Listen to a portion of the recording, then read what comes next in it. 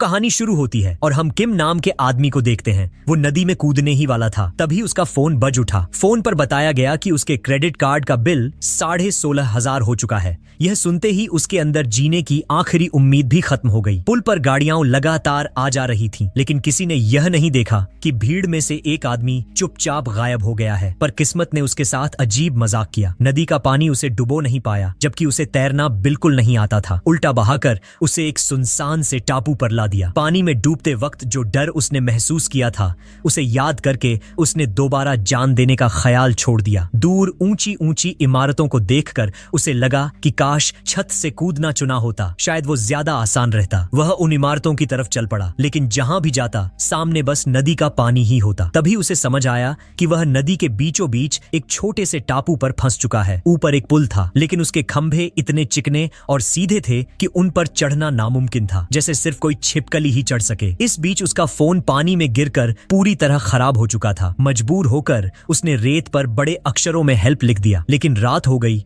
और कोई भी उसे देखने नहीं आया। अगली सुबह एक जहाज के हॉर्न की आवाज से उसकी आंख खुली। वह सैर कराने वाला एक बड़ा जहाज था। किम की खुशी का ठिकाना नहीं रहा। उसने जल्दी से खुद को थोड़ा ठीक किया ताकि बहुत ज्यादा बेहाल और गंदा न लगे। फिर चेहरे पर बड़ी सी मुस्कान लाकर हाथ फैलाकर जोर से मदद के लिए चिल्लाने लगा। लेकिन जहाज पर खड़े लोगों को लगा कि वह बस उन्हें हेलो कह रहा है। उन्होंने भी खुशी से हाथ हिलाकर जवाब दे दिया। किम को तुरंत समझ आ गया कि मामला बिगड़ गया है। उसने फौरन अपने चेहरे के हाव भाव बदले, मगर तब तक जहाज बहुत दूर निकल चुका था। उसके बाद कोई दूसरा जहाज भी नहीं आया। वह धीरे धीरे अंदर से पूरी तरह टूट गया और फिर सोचा, जब यहाँ से निकलने का कोई रास्ता नहीं है तो क्यों न यहीं फांसी लगाकर सब खत्म कर दिया जाए। जैसे ही उसने गले में फंदा डाला, अचानक उसके पेट में तेज मरोड़ उठी। दरअसल काफी देर तक पानी में भीगे रहने की वजह से उसका पेट खराब हो गया था। जब वह झाड़ियों में पेट खाली करने बैठा तो उसकी नजर जमीन पर उगे कुछ फूलों पर पड़ी। उसने एक फूल तोड़कर मुंह में रखा। वह बहुत मीठा था,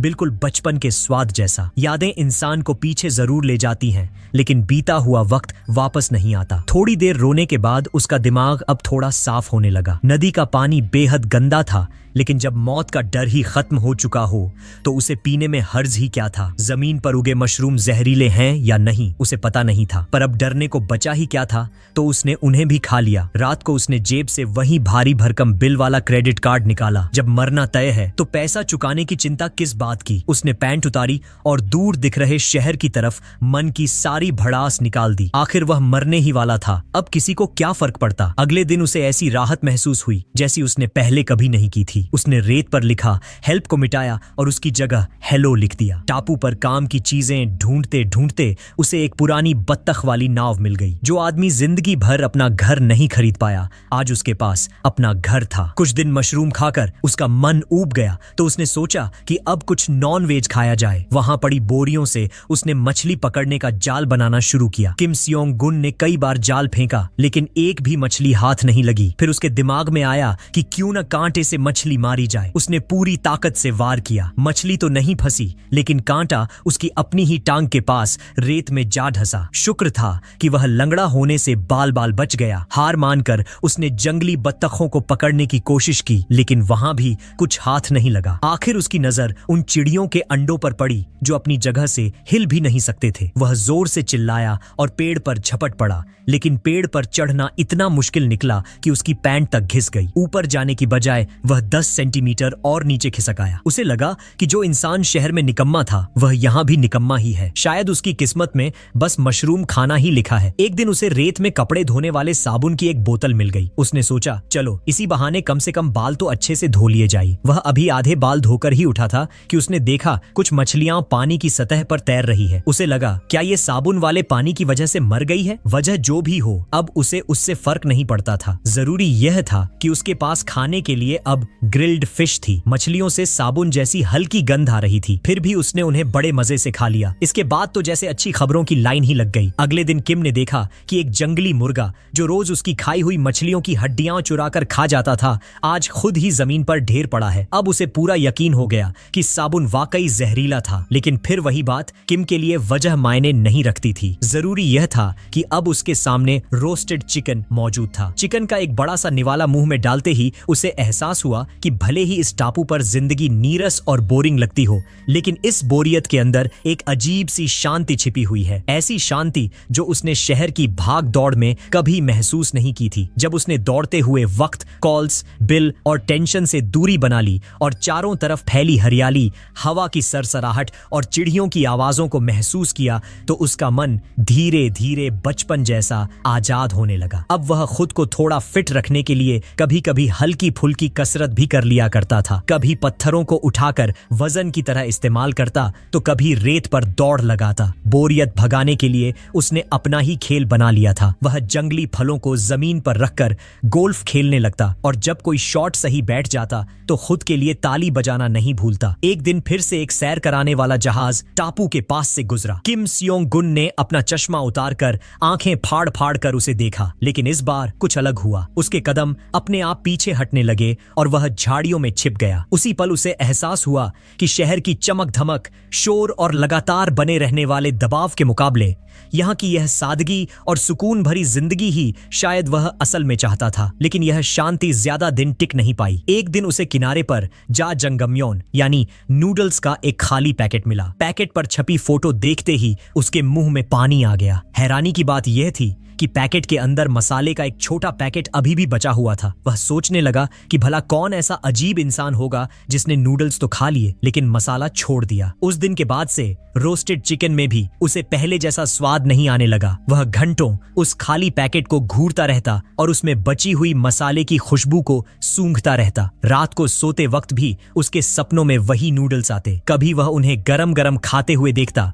तो कभी सिर्फ कटोरे को हाथ में पकड़े बैठा होता। अगले दिन उसने ठान लिया कि वह इस टापू पर ही नूडल्स बनाकर दिखाएगा। उसने अलग अलग तरह की घास, जड़ें और पत्तियां इकट्ठी की, उन्हें पत्थर से कूटकर पानी में मिलाया और आटा गूंथने की कोशिश की, लेकिन हर बार कुछ न कुछ गलत हो जाता। कभी मिश्रण बहुत पतला हो जाता तो कभी इतना सख्त कि हिलता तक नहीं। दिन रात उसका दिमाग बस उसी खाने के ख्याल में अटका रहता। भूख के मारे उसकी लार अपने आप टपकने लगती। एक पल के लिए उसके मन में आया कि क्यों न मसाले को ऐसे ही चाट लिया जाए। उसने पैकेट हाथ में भी उठा लिया, लेकिन फिर खुद को रोक लिया। वह इस तरह हार मानने वाला नहीं था। उसे नूडल्स चाहिए थे, पूरे के पूरे, और वह किसी भी हालत में उन्हें हासिल करना चाहता था। एक दिन वह सपने में नूडल्स खा ही रहा था कि अचानक नाव की छत पर पत्थर गिरने जैसी तेज आवाज हुई। झटके से उसकी नींद खुल गई। उसने ऊपर देखा तो पूरी छत चिड़ियों की बीट से भरी पड़ी थी। पहले तो उसे गुस्सा आया, लेकिन अगले ही पल उसके दिमाग में एक अजीब सा ख्याल आया। ये चिड़ियां तो इधर उधर से अनाज और दाने खाती हैं। अगर किसी चिड़िया का पेट खराब रहा होगा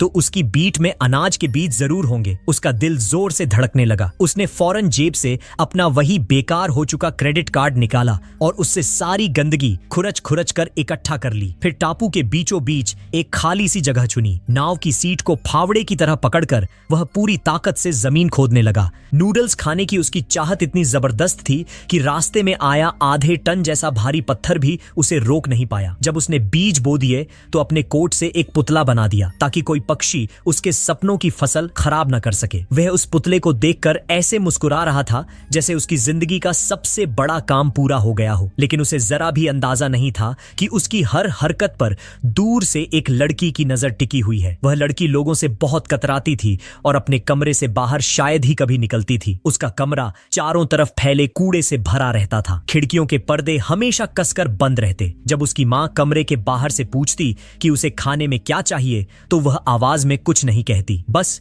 मोबाइल पर मैसेज भेज देती। माँ खाना दरवाजे के बाहर रख देती और उनके चले जाने के बाद ही वह लड़की थोड़ा सा दरवाजा खोलकर खाना अंदर खींच लेती। दिन भर वह इंटरनेट पर अपनी एक अलग ही दुनिया में जीती थी। वहां तस्वीरें और कहानियां सब दूसरों की होती थीं, लेकिन उस नकली दुनिया में वह जो चाहे बन सकती थी। वहां उसके सिर पर लगा जख्म किसी को दिखाई नहीं देता था और न ही कोई सवाल पूछता था। उसका सबसे बड़ा शौक कैमरे से चांद की तस्वीरें लेना था। उसे लगता था कि चांद पर कोई इंसान नहीं रहता, इसलिए वहां कोई उसे जज भी नहीं करेगा। फोटो लेने के बाद वह अलमारी के अंदर दुबक कर सो जाती, जैसे वहीं उसे सबसे ज्यादा सुरक्षित महसूस होता हो। साल में सिर्फ 2 बार वह अपने कमरे के पर्दे हटाती थी, जब शहर में हवाई हमलों से बचने की ड्रिल होती थी। उन पलों में सड़कें पूरी तरह खाली हो जाती थीं। वह कैमरे से उस सुनसान शहर को देखती और उसे लगता जैसे वह सच में चांद की सतह को देख रही हो। इन्हीं दिनों उसकी नजर दूर रेत पर लिखे बचाओ शब्द पर पड़ी। उसने ध्यान से देखा तो टापू के बीचों बीच एक आदमी दिखाई दिया।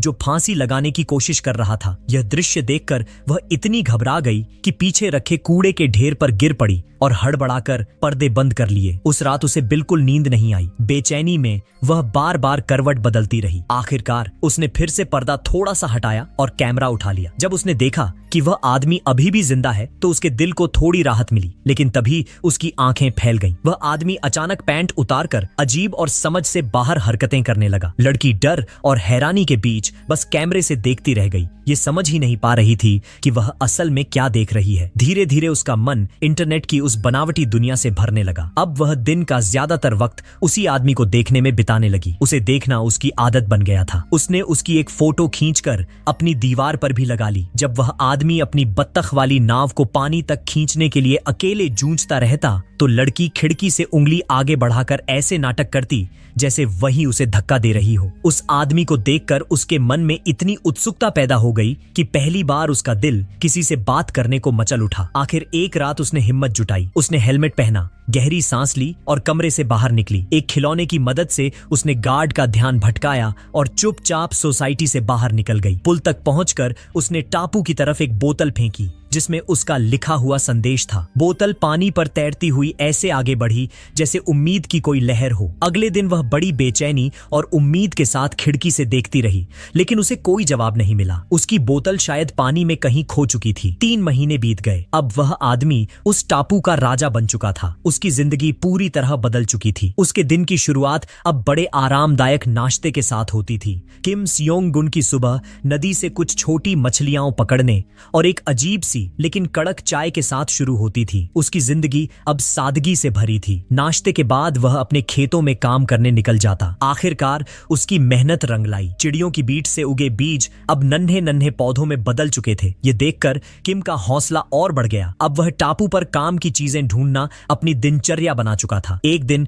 उसे पेड़ की टहनी में फंसी हुई एक बोतल दिखाई दी। उसने उसे उतारा। बोतल के अंदर एक सफेद कागज था जिस पर बस एक ही शब्द लिखा था, नमस्ते। किम कुछ पल तक उसे देखता रह गया। क्या यह उसी संदेश का जवाब था जो उसने कभी रेत पर लिखा था? उसे पहली बार एहसास हुआ कि कोई उसे देख रहा है। उसके मन में डर भी आया। उसे लगा कहीं सामने वाला कोई पागल तो नहीं। काफी सोचने के बाद उसने भी रेत पर एक नया संदेश लिख दिया। दूसरी तरफ वह लड़की खिड़की से हाथ हिलाते हुए उस आदमी को देख रही थी। उसका मन खुशी से भर गया। उसी रात उसने फिर से एक बोतल पानी में फेंकी। अब किम के पास एक दोस्त था, कोई ऐसा जो उसे देख रहा था, उसे समझ रहा था। यह सोचकर वह बहुत खुश था। लेकिन उससे भी बड़ी खुशी उसे तब मिली जब उसके खेतों में सब्जियां और फल उगने लगे। एक दिन उसकी नजर अपने बनाए पुतले के पास पड़ी। वहां एक हरी पत्ती दिखाई दी। उसने पत्ती हटाई तो देखा कि वहां मक्के का एक पौधा उग आया है और उसमें दाने भी निकल चुके हैं। अब उम्मीद उसके ठीक सामने खड़ी थी। किम खुशी के मारे जोर से चिल्ला उठा। पहली बार उसे लगा कि यह टापू अब उसकी सजा नहीं बल्कि उसकी नई शुरुआत बन चुका है। वह लड़की अब पूरी तरह समझ चुकी थी कि किम के लिए जाजंगम्योन सिर्फ एक डिश नहीं बल्कि उसकी जिंदगी की सबसे बड़ी चाहत बन चुका है। उसने बिना ज्यादा सोचे उसके लिए ऑनलाइन नूडल्स ऑर्डर कर दिए। डिलीवरी वाले को मोटी रकम दी और साफ कह दिया कि खाना किसी भी हाल में टापू तक पहुंचना चाहिए। डिलीवरी वाला भी रेटिंग, टिप और अपने प्रोफेशनल गर्व के चक्कर में जान जोखिम में डालकर नाव से टापू तक पहुंच गया। वह खुद को मानसिक तौर पर तैयार करके आया था, लेकिन जैसे ही उसने किम को सामने देखा उसकी तैयारी धरी की धरी रह गई। बिखरे बाल, धूप में जली त्वचा और आंखों में अजीब सी शांति। ये किसी भटके हुए इंसान का चेहरा नहीं था बल्कि किसी ऐसे आदमी का था जिसने बहुत कुछ समझ लिया हो। उसने चुपचाप अलग अलग तरह के नूडल्स जमीन पर रख दिए। नूडल्स की खुशबू हवा में फैलते ही किम का दिल तेज धड़कने लगा। पेट ने जैसे जोर से आवाज दी। हाथ अपने आप आगे बढ़ने लगे, लेकिन वह रुक गया। उसने कुछ सेकंड आंखें बंद की जैसे खुद से लड़ रहा हो, फिर धीरे से नूडल्स को वापस उसकी तरफ सरका दिया। डिलीवरी वाला हैरान रह गया। किम ने बस इतना कहा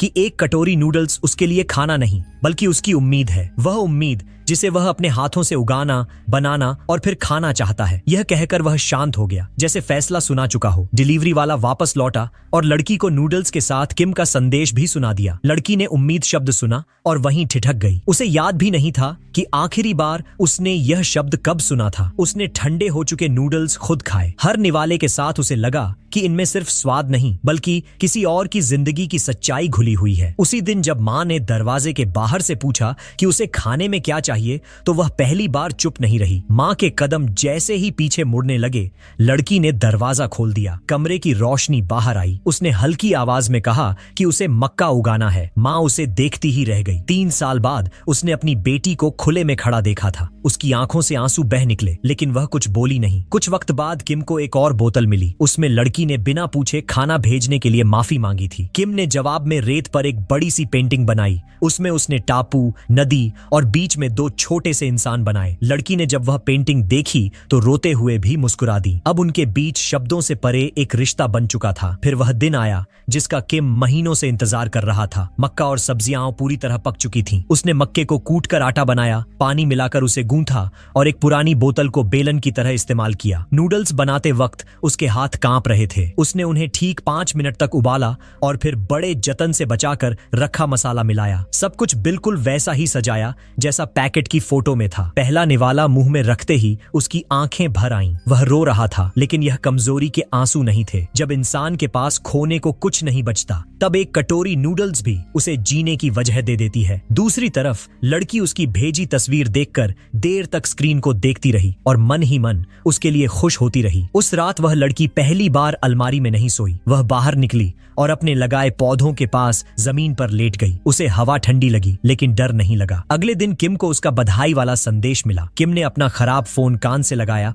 और ऐसे मुस्कुराने लगा जैसे वह सच में उससे बात कर रहा हो। अब वह लड़की उसकी रोजमर्रा की जिंदगी का हिस्सा बन चुकी थी। कुछ दिनों बाद किम के मन में एक सवाल जोर पकड़ने लगा। आखिर उसने पूछ ही लिया, तुम कौन हो? ये पढ़ते ही लड़की का दिल बैठ गया। उसने इंटरनेट से एक खूबसूरत लड़की की फोटो निकाली, प्रिंट की और बोतल में रखने ही वाली थी, लेकिन उसके हाथ रुक गए। उसे लगा कि अगर यह रिश्ता उम्मीद पर टिका है तो झूठ से इसकी शुरुआत कैसे हो सकती है। उसने बोतल नहीं फेंकी। उधर किम को कोई जवाब नहीं मिला। इंतजार करते करते उसने रेत पर फिर से लिखा, क्यों? लड़की यह सब पढ़कर डर के मारे फिर से पर्दे बंद करके छिप गई। दिल इतनी तेज धड़क रहा था कि उसे लगा अभी बाहर आ जाएगा, लेकिन जैसे ही उसने इंटरनेट खोला, वहां तो पूरा हंगामा मचा हुआ था। लोगों को पता चल चुका था कि वह दूसरों की तस्वीरें इस्तेमाल करती है। कोई उसे धोखेबाज कह रहा था, कोई बदसूरत। तानों और गालियों की बौछार होने लगी। लड़की घबरा गई। उसने तुरंत कंप्यूटर बंद किया और खुद को फिर से अलमारी में बंद कर लिया। वही अंधेरा, वही घुटन, वही पुराना डर। उसी वक्त बाहर मौसम ने भी करवट ले ली।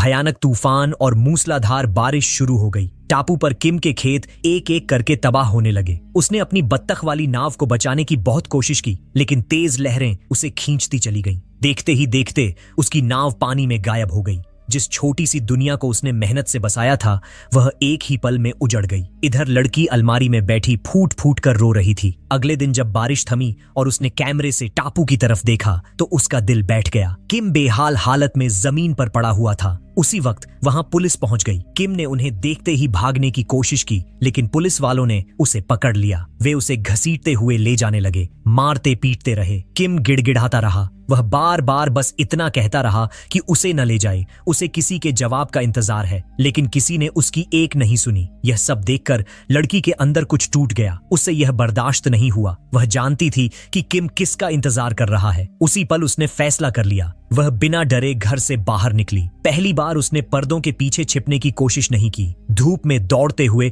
उसका चेहरा साफ दिखाई दे रहा था। सिर पर पड़ा निशान भी सबको दिख रहा था, लेकिन अब उसके मन का डर खत्म हो चुका था। पुलिस किम को सड़क किनारे छोड़ चुकी थी। हारा हुआ, टूटा हुआ किम अब उसी ऊंची इमारत की तरफ चल पड़ा जहां से वह कभी कूदने वाला था, जैसे सब कुछ वहीं से फिर शुरू होने वाला हो। जब लड़की वहां पहुंची तब तक किम एक बस में बैठ चुका था। लड़की उसके पीछे भागी, पूरी ताकत से चिल्लाई, लेकिन बस धीरे धीरे दूर निकल गई। थक कर वह वहीं बैठ गई और रोने लगी। उसे लगा सब कुछ खत्म हो गया। तभी अचानक पूरे शहर में हवाई हमले का सायरन गूंज उठा। सायरन बजते ही बस रुक गई। लड़की जैसे जान में जान आ गई। वह दौड़ती हुई बस के अंदर घुसी और सीधा किम के सामने जाकर खड़ी हो गई। किम उसे देखकर कुछ बोल ही नहीं पाया। दोनों कुछ पल तक बस एक दूसरे को देखते रहे। अब वे दोनों अकेले नहीं थे। जो सुकून उन्हें अलग अलग रहकर कभी नहीं मिला, वह अब एक दूसरे के सामने खड़े होकर मिल गया था। अब आगे जिंदगी जहां भी ले जाए, एक बात तय थी, कम से कम अब वे अकेले नहीं होंगे। और इसी के साथ यह कहानी खत्म हो जाती है। हम उम्मीद करते हैं कि यह कहानी आपको पसंद आई होगी।